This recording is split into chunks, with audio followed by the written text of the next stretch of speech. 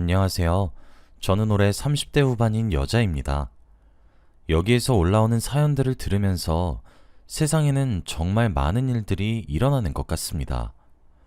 저 역시도 여러분들 못지않게 아주 충격적인 일을 얼마 전에 겪었는데요. 제게 어떻게 이런 일이 일어났는지 지금 되짚어봐도 아주 놀랍습니다. 그럼 지금부터 저희 이야기를 시작하도록 하겠습니다. 저는 30대가 될 때까지 연애 한 번 해보지 못했어요. 어렸을 때는 공부만 하다 보니 남자를 만나보지 못했고, 성인이 되어서는 일만 한다고 연애를 해보지도 못했습니다. 나이가 들수록 연애를 하지 않으니까 남자와 대화하는 것조차 저는 힘들더라고요. 누군가 저한테 조금이라도 잘해주면 금방 흔들리고, 설마 이 사람이 나를 좋아하나 착각도 했습니다. 그런데 이런 제가 너무 답답했는지 주위에서 소개를 시켜준다고도 했어요. 하지만 저는 그런 자리가 너무 불편했고 자연스럽게 남자를 사귀고 싶었기에 항상 기회를 쳐냈습니다. 이제 30대가 되니 주위에서 하나둘씩 결혼을 하더라고요. 결혼식에 갈 때마다 친구들이 웨딩드레스를 입고 있는 걸 보면 저도 결혼이 하고 싶어졌습니다. 명절 때 친척들을 만나도 다들 언제 시집 갈 거냐고 물어보는 것도 이젠 지쳤고, 하루빨리 남자를 만나 안정적인 생활을 하고 싶었죠. 그런데 이런 저에게 소연이라는 친구가 한 남자를 소개시켜 주겠다고 했어요. 소연이는 저와 가장 친한 친구입니다. 대학교 때부터 알고 지냈던 사이였는데 서로 직장인이 될 때까지도 꾸준히 연락을 주고받는 사이죠. 수연이가 외국에서 잠깐 살고 있는데 수연이가 한국에 오면 제일 먼저 만나는 사람이 저일 만큼 저희 둘은 정말 각별하고 잘 맞는 친구입니다. 그런데 수연이가 연락이 와서는 저와 너무 잘 맞을 것 같다며 한 남자를 소개받지 않겠냐고 물어보더라고요. 수연이가 외국에 있으니 당연히 외국 남자인 줄 알았고 거절했습니다. 그런데 수연이가 한국 사람이라고 하더라고요. 그 말에 저는 귀를 기울였고 수연이가 하는 말에 집중했습니다. 수연이는 저와 워낙 친하다 보니 저의 성향을 잘 알아요. 그래서 제가 어떤 남자와 잘 맞을지 알 거라고 생각했죠. 원래라면 제가 소개는 잘 받지 않는데 이제 나이가 차기도 했고 하루빨리 결혼을 해야겠다는 생각에 그 남자를 소개받기로 했습니다. 우연히 그 남자가 고향에 가기 위해 이번 주에 한국에 온다고 했고, 그날에 맞춰서 그 남자와 저는 만나기로 했죠. 상대 남자를 만나기 전 너무 떨려서 일상생활이 불가능했어요. 가만히만 있어도 머릿속에는 소개팅 생각만 가득했고, 가서 무슨 말을 해야 할지 미리 생각도 해놨죠. 그러다가 소개팅 날이 되었고, 저와 그 남자는 처음 만났습니다. 그런데 제가 생각했던 것보다 훨씬 잘생기고 성격도 좋더라고요. 매너도 좋으시고 제가 하는 말에 경청도 잘해주셔서 만족한 자리였습니다. 시간이 지날수록 편해지고 대화도 끊임없이 이어지더라고요. 이 세상에 저와 그 남자밖에 없는 듯이 서로에 집중하면서 대화를 나누었습니다. 그리고 그 남자가 저에게 먼저 연락처도 물어봐주고 다음에 또 보자고 해주었죠. 첫 만남은 너무 좋았고 그 남자가 다시 외국으로 돌아가기 전까지 저희는 매일 만났습니다. 만나면 만날수록 저와 너무 잘 맞았고 이런 사람을 소개시켜준 소연이한테도 고마웠어요. 그리고 저희는 헤어져야 하는 시간이 다가왔습니다. 그 남자는 잠깐 한국에 들린 거라 며칠 뒤 바로 외국으로 돌아가야 했어요. 그래서 저는 공항까지 마중을 나갔고 그 자리에서 저는 그 남자한테 고백을 받았습니다. 저와 연애를 해보고 싶다고 했고 저는 당연히 그 고백을 받았죠. 그렇게 저는 첫 연애를 장거리 연애로 하게 되었습니다. 남자친구가 외국으로 떠나고 수연이에게 감사 인사를 했어요. 사귀기로 했다며 이런 남자를 소개시켜줘서 고맙다고 말이죠. 그런데 수연이는 바쁜지 제 연락을 보지 않았고 그렇게 며칠이 흘렀어요. 수연이가 답장을 하지 않아도 저한테는 남자친구가 있으니 외로울 틈이 없었습니다. 남자친구와 매일 영상통화에 전화도 하니 더할 나위 없이 행복하더라고요. 이 행복이 과연 끝나면 어떡하나 싶었지만 제 걱정과 달리 저희는 오랜 기간 연애를 했습니다. 장거리 연애라 자주 못 보기는 하지만 그만큼 서로 너무 애틋했어요. 많이 못 보면 반년 가까이 못 보지만 그래도 기다릴 수 있었죠. 제가 남자친구가 있는 나라로 가기도 하고 남자친구가 한국에 오기도 합니다. 남자친구와 소연이는 같은 나라에서 지내고 있으니 셋이서 자주 만나기도 했죠. 한국이 아닌 다른 나라에서 저의 소중한 사람들을 만나니까 더 신나기도 했습니다. 그렇게 저와 남자친구는 5년의 연애 끝에 결혼을 하기로 결정했어요. 양가 부모님들도 너무 좋아하셨고 다들 축하해 주었습니다. 다행히도 남자친구는 결혼과 동시에 한국에 있는 회사를 다니기로 해서 해외를 나가지 않아도 돼요. 그리고 소연이도 그때쯤 한국으로 돌아왔죠. 저와 남자친구는 부부가 되었고 한국에 와서도 소연이와 셋이서 자주 놀았어요. 그리고 저희는 집도 근처에서 살았습니다. 저희 동네와 소연이의 직장이 멀었는데 소연이가 혼자 있으면 심심하다며 자신의 출근 시간을 감당하면서까지 저희 동네로 와서 살았죠. 그래도 저는 친한 친구가 가까이 있으니 오히려 좋았습니다. 퇴근을 하고 나서 같이 술 한잔할 사람이 있다는 게 얼마나 좋은지 몰라요. 그런데 저는 남편까지 있으니 집에 돌아가고도 싶었죠. 소연이가 술을 먹자며 자주 부르긴 했지만 그 당시 저와 남편은 신혼부부였고 둘만의 시간이 필요했어요. 그래서 소연이의 부름에도 몇 번 나가지 않은 적이 있습니다. 그런데 이런 날이 계속 반복되니 소연이가 많이 외로웠나 봐요. 갑자기 자고 있는데 새벽 3시쯤 소연이한테서 전화가 왔습니다. 혼자서 술을 먹은 건지 혀가 잔뜩 고여서는 자신을 좀 데리러 와달라고 했죠. 저는 차를 몰고 소연이를 데리러 갔고 저희 집에서 재웠습니다. 다음 날 해장을 해주기 위해서 말이에요. 그런데 소연이가 술이 떡이 된 채로 이불 위에 누워서 이상한 말을 하기 시작했어요. 옆에는 남편이 서 있었고 저희 둘은 소연이가 하는 말에 귀를 기울였죠. 소연이는 혼자서 중얼거렸는데 저는 바로 이해가 되지 않았습니다. 굉장히 충격적인 말이었거든요. 내가 네 남편이랑 사귀었던 사이인 건 넌 꿈에도 모르지? 이게 무슨 말인가요? 소연이와 제 남편이 과거에 사귀었던 사이라뇨. 저는 이 상황이 도저히 납득이 되지 않았고 옆에 서 있는 남편을 쳐다봤습니다. 남편은 동공이 미친 듯이 흔들리고 있었고 저와 눈이 마주쳤죠. 소연이는 이 말을 내뱉고 바로 잠이 들었고 남편과 긴 이야기를 나누었습니다. 남편은 오랜 고민 끝에 입을 열기 시작했어요. 그런데 남편이 하는 말은 굉장히 충격적이었어요. 소연이의 말이 사실이라고 합니다. 둘은 해외에 있을 때 만나던 사이였고 약 1년간 연애를 했다고 합니다. 그런데 성격 차이로 남편이 먼저 헤어짐을 고했고 결국 둘은 갈라섰다고 해요. 헤어지고 나서 길에서 우연히 몇 번 만났고 인사하면서 지내다가 결국엔 다시 연락이 닿았다고 합니다.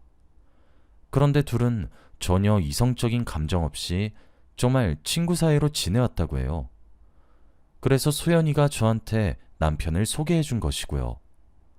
남편은 헤어지고 나서 소연이를 한 번도 여자로 본 적이 없다고 했지만 솔직히 아내로서 많이 배신감을 느꼈습니다. 저와 가장 친한 친구인 소연이와 남편이 사귀었던 사이였다는데 어떻게 말을 해주지 않을 수 있나요? 그리고 이때까지 셋이서 이리저리 많이 돌아다녔는데 그럼 남편은 현 여친과 전 여친과 함께 여행을 다닌 거잖아요. 수연이가 외국에 있을 때 자신이 만난 남자 이야기를 해준 적이 있었는데 저는 당연히 외국인 남자친구인 줄 알았어요. 그런데 그 남자가 바로 제 남편이라뇨?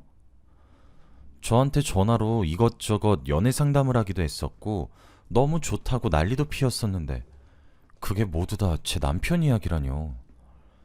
남편의 말을 듣고 머릿속이 더 복잡해졌고 남편과 대화조차 하기 싫었습니다. 화도 났고 속상하기도 했어요. 그리고 그날부터 소연이를 마주하기도 힘들었고 남편이 너무 미웠습니다. 소연이는 다음날 기억이 안 나는지 평소처럼 대했지만 저는 예전처럼 다가가기 어려웠어요. 소연이도 남편에게 제가 왜 이런지 들었는지 저와 조금씩 거리를 두었습니다. 수연이와 남편이 같이 있는 것만 봐도 저는 둘 사이를 의심하게 되었고 집착하게 되었어요. 아무리 둘이서 이성적인 감정이 없다고는 했지만 제 상식상 헤어졌던 커플이 마냥 친구가 될 순 없다고 생각했거든요. 그리고 저는 소연이와 조금씩 멀어졌고 만나는 횟수도 예전보다 확실히 줄었습니다. 다 같이 술을 안 먹은 지도 오래되었고 연락도 잘 하지 않죠. 혹시라도 남편이 소연이와 연락을 할까봐 남편의 휴대폰도 검사를 하기 시작했고 의심도 많아졌습니다. 그런데 남편은 이런 저를 이해해 주었고 모든 걸 숨김없이 털어놔 주었죠. 저희 부부는 조금씩 돈독해졌지만 그동안 소연이는 저희와 많이 멀어졌습니다.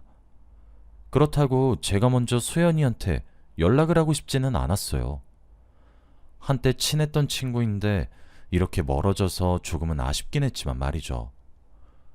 그런데 몇 달 뒤 소연이한테서 연락이 왔습니다. 너무 오랜만에 연락이 와서 오히려 놀랐고 저는 아무렇지 않게 대답했죠. 그런데 소연이가 하는 말은 정말 충격적이었습니다. 나 결혼해. 너는 꼭 초대하고 싶어서 이렇게 연락해. 소연이가 남자를 만나는 것도 몰랐는데 갑자기 결혼을 한다고 하니까 너무 놀랐습니다. 제가 그만큼 소연이와 많이 멀어졌었다는 생각에 미안하기도 하더라고요. 그 연락을 빌미로 소연이와 오랜만에 둘이서 만나 수다를 떨었습니다. 소연이와 결혼하는 남자는 외국인이었고 장거리 연애 후 결혼한다고 하더라고요. 연애 기간은 짧았지만 서로 마음이 너무 잘 맞아서 평생 함께하기로 했답니다. 소연이가 드디어 마음 맞는 남자를 만났다는 생각에 너무 기뻤고 결혼을 진심으로 축하를 해줬어요. 소연이가 결혼함과 동시에 저희는 다시 예전의 관계로 돌아왔습니다. 소연이가 결혼을 하니까 남편과 둘이 있어도 전혀 의심을 하지 않게 되었고 단둘이서 연락을 주고받아도 괜찮았어요. 항상 셋이서 만났다면 이젠 소연이 남편까지 넷이서 만나니까 더 재밌었죠. 저희는 부부 동반 모임도 한 달에 한 번은 꼭 가서 재밌게 놀다 왔습니다. 소연이네 남편이 해외에서 일을 해서 한국에 오는 날이면 꼭 저희와 놀았죠. 그만큼 저희 부부는 사이가 좋았고 다시 친해질 수 있었습니다. 그런데 소연이가 저에게 말하지 않은 한 가지 비밀이 있었어요. 바로 혼전 임신을 했던 거였습니다. 저희는 생각보다 배가 너무 빨리 나와서 의아해하고 있었는데 소연이가 다 말해주더라고요.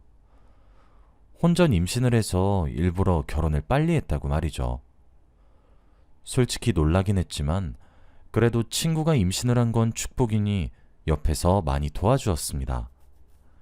소연이의 임신 기간에 저는 소연이 집으로 자주 가서 손과 발이 되어 주었죠.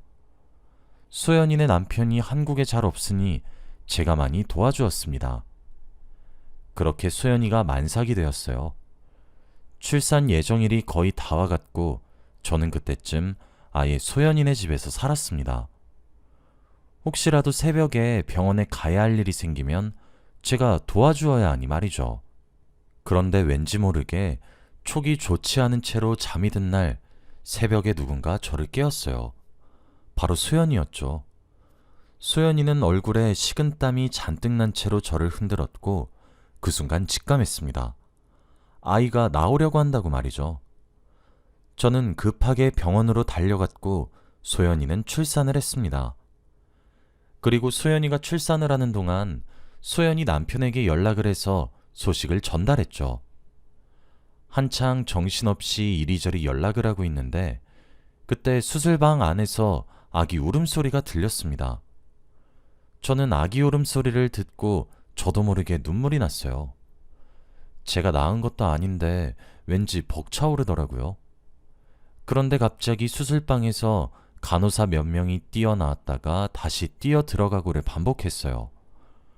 분위기가 심상치 않아 보였고 저는 혹시라도 소연이가 위험한 건 아닐까 걱정을 했죠. 그리고 보호자인 저를 불렀습니다. 저는 영문도 모른 채 들어가 소연이를 보았죠. 그런데 소연이는 괜찮았는데 간호사들과 의사 선생님께서 눈치를 보셨습니다. 무언가 망설이고 있는 것 같았죠. 그리고 의사 선생님께서 말씀하셨습니다. 남편분이 외국인 아니신가요? 네, 맞는데요? 그럼 이게 어떻게 된 일인지 참. 저와 소연이는 멀뚱멀뚱한 눈빛으로 쳐다보고 있었고 그때 간호사분께서 아기를 저희에게 보여주었죠. 그런데 아기의 생김새는 정말 충격적이었습니다. 당연히 혼혈아일 줄 알고 얼마나 예쁠까 싶었는데 아기는 토종 한국인처럼 생겼었어요. 저는 순간 말이 나오지 않았고 저희들의 눈은 전부 소연이한테 가 있었죠. 소연이는 정말 상상도 못했다는 반응과 동시에 어찌할 바를 몰랐어요. 일단 급한 수술부터 끝내고 이야기를 나누기로 했습니다. 그리고 병실로 돌아와 소연이의 몸이 조금 괜찮아졌을 때 이야기를 나누었어요. 하지만 제가 이것저것 캐물어도 소연이는 아무 말이 없었습니다. 대체 누구의 자식이고 남편한테는 어떻게 설명할 것인지 다 물어봐도 대답을 안 해주었어요. 저는 너무 답답했고 조금이라도 말해주어야 도와줄 수 있다고 했어요. 그런데 그 순간 소연이는 눈물을 터뜨렸고 제 앞에서 울기만 했습니다. 그리고 저한테 아기를 숨겨달라고 했죠. 나중에 다 설명하겠다며 말입니다. 결국 저는 소연이의 부탁을 들어주었어요. 소연이의 남편한테는 아기가 많이 아파서 볼 수 없다고 거짓말을 했고 최대한 빨리 외국으로 보냈어요. 그리고 소연이의 아기는 저희 집에 데려다 놨습니다. 소연이는 저희 집으로 와서 아기를 돌보기도 했고 잠시 약속이 있으면 저한테 육아를 부탁하기도 했죠. 그런데 그 일이 있고 나서 몇 달이 지났는데도 소연이는 저에게 말할 생각이 없어 보였어요. 더 이상 소연이 남편한테 거짓말을 하기도 양심에 찔렸고요. 그런데 그날 저는 충격적인 것을 발견했습니다. 소연이는 가만히 멍을 때리며 저희 집 거실에 앉아 있었고 저는 소연이의 아이의 기저귀를 갈고 있었죠. 그런데 그때 기저귀를 갈다가 아이의 몸에 새겨진 점을 발견했습니다. 한 번도 본 적이 없는데 굉장히 익숙한 점의 위치였죠. 그리고 곰곰이 생각을 해봤습니다. 그런데 얼마 뒤 저는 그 점을 어디서 봤는지 생각해냈죠. 바로 남편이었습니다. 소연이 아이의 등을 보면 한가운데 점이 있어요. 그런데 제 남편도 똑같은 위치에 비슷한 크기의 점이 있습니다. 저는 그 순간 모든 행동을 멈췄고 머릿속을 굴렸어요. 이 아이의 아빠가 제 남편일 수도 있다는 그런 위험한 생각을 했죠. 제가 갑자기 정지 상태가 되어서 소연이가 무슨 일 있냐고 물어보더라고요. 그리고 저는 소연이를 똑똑히 쳐다봤습니다. 등에 점, 설마 애 아빠도 있니? 그 순간 소연이는 모든 걸 체념한 듯한 눈빛을 보였어요. 저는 소연이의 얼굴을 보고 모든 걸 직감했습니다. 소연이는 고개를 숙이고 아무 말도 하지 않았어요. 얼마 뒤 소연이는 고개를 끄덕였고 저는 조용히 일어섰죠. 그리고 방으로 들어가려고 했어요. 화도 나지 않았고 너무 충격적이라 아무것도 손에 잡히지 않았습니다. 방으로 들어가려는 저를 보고 소연이가 제 등 뒤에서 엄청난 말을 하기 시작했죠. 내가 먼저 좋아했어. 근데 너랑 결혼까지 할 줄은 몰랐다고. 소연이는 제 남편과 헤어지고 나서도 제 남편을 잊지 못했고 더 오래 보기 위해 일부러 저를 소개시켜 주었는데 이렇게 결혼까지 할 줄은 꿈에도 몰랐다고 합니다. 그래서 결국 둘은 넘지 말아야 할 선을 넘었고 이렇게 아이까지 낳게 된 것이죠. 저는 이런 드라마 같은 상황에 할 말을 잃었습니다. 이성적인 감정이 전혀 없다는 두 사람의 말은 다 거짓말이었어요. 그리고 저는 그 둘에게 남은 정이 탈탈 털렸고 아이와 소연이의 남편이 너무 불쌍했습니다. 소연이가 저한테 그동안 아이의 비밀에 대해 말해주지 못한 것도 바로 제 남편의 아이였기 때문이었죠. 저는 그 자리에서 바로 소연이의 남편에게 연락을 해 모든 걸 다 알렸어요. 그리고 저는 소연이한테 소금을 뿌렸죠. 당장 꺼지라고 하면서 말입니다. 소연이는 소리를 깍 지르며 저희 집에서 나갔어요. 그날 저녁 모든 소식을 다 들었는지 남편이 급히 집으로 돌아왔어요. 그리고 저는 누워있는 아기를 보여주며 말했죠. 네 아기인 거 알고 있었지? 당신이랑 똑같이 등에 점이 있더라? 이 말을 하니 남편은 바로 제 앞에서 무릎을 꿇었어요. 그리고 두 손을 싹싹 빌며 말했습니다. 여보, 내가 다 잘못했어. 딱 하룻밤의 실수였어. 다신 그럴 일 없을 거야. 어? 제발 한 번만 봐줘. 남편의 말에 저는 헛웃음이 나왔습니다. 어떤 여자가 이 상황을 봐주나요? 제 절친과 불륜을 저지른 것으로도 모자라 아이까지 낳았는데 말입니다. 그 순간 저희 집에 누군가 찾아왔어요. 남편을 지나쳐 현관문으로 가 문을 열었는데 소연이의 남편이 서 있었습니다. 그리고 소연이의 남편 옆에는 소연이가 있었어요. 도망치다가 잡혔는지 꼴이 말이 아니었고 소연이의 남편도 화가 많이 난 것 같더라고요. 그리고 저희는 사자 대면을 했습니다. 소연이네 남편은 제 남편을 지금 당장이라도 한 대 치고 싶어 하는 것 같았지만 저희가 말렸습니다. 그리고 저희 모두 이혼을 하기로 했어요. 당연히 저는 남편한테 위자료는 받을 수 있는 만큼 받을 생각이었죠. 그리고 소연이네 남편도 저와 똑같았습니다. 아이는 어떻게 할지 이야기를 했어요. 그런데 소연이는 당연히 제 남편과 다시 재결합을 할 거라고 예상했나 봐요. 하지만 제 남편의 의견은 소연이와 달랐습니다. 절대 소연이와 부부가 되고 싶지 않다고 딱 잘라 말했거든요. 그 말에 소연이는 많이 상처를 받은 걸로 보였고 저는 통쾌했습니다. 그리고 양육비만 주기적으로 보내는 것으로 했죠. 저희는 다음날 넷이서 다 같이 법원으로 가서 이혼 도장을 찍었습니다. 그리고 소송을 걸어 위자료를 두둑히 받았죠. 저와 소연이네 남편은 상간녀 상간남 소송도 했습니다. 그들이 돈에 허덕이는 삶을 옆에서 바라보는데 얼마나 고소했는지 몰라요. 남편은 두 사람한테 위자료를 줘야 했고 양육비까지 내야 하니 대출을 받아서도 불가능했습니다. 두 사람이 망가져가는 모습이 최고의 복수였어요. 그리고 저는 남편과 갈라서고 더 잘 살아갔습니다. 신경 쓸 것도 없었고 달마다 위자료가 들어오니 얼마나 쏠쏠한지 몰라요. 그들은 결국 스스로의 무덤을 판 것이죠. 앞으로 저는 저를 위해서 살아갈 생각입니다. 역시 연애는 많이 해봐야 하는 게 답인 것 같아요. 여러분은 저 같은 일 겪지 않으셨으면 좋겠어요.